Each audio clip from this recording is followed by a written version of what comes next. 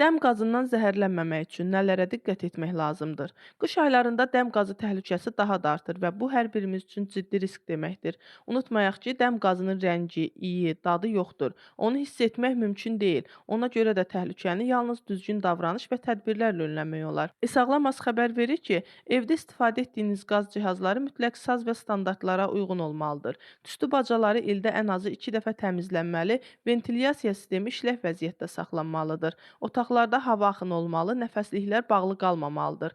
Xüsusilə hamam otaqlarında qaz cihazlarından istifadə edərkən daha diqqətli olmaq lazımdır. Qaz cihazlarına kənar müdaxilə etmək, özbaşına təmir aparmaq və ya yerini dəyişmək qətiyyən olmaz. Bütün texniki işlər yalnız ixtisaslaşmış mütəxəssislər tərəfindən həyata keçirilməlidir. Evlərdə dəm qazı detektorlarının quraşdırılması həyati əhəmiyyət daşıyır. Bu cihazlar təhlükə yarandıqda səs siqnalı verərək sizi vaxtında xəbərdar edir və faciənin qarşısını almağa kömək edir. Əgər baş ağrısı, baş gicəllənmə, ürək bulanma və halsızlıq hiss etsəz, dərhal təmiz havaya çıxın və təcili tibbi yardıma müraciət edin. Unutmayın, dəm qazından qorunma diqqət və məsuliyyətdən başlayır. Özünüzü və yaxınlarınızı qoruyun. Videonu bəyənməyi və bizi izləməyi unutmayın.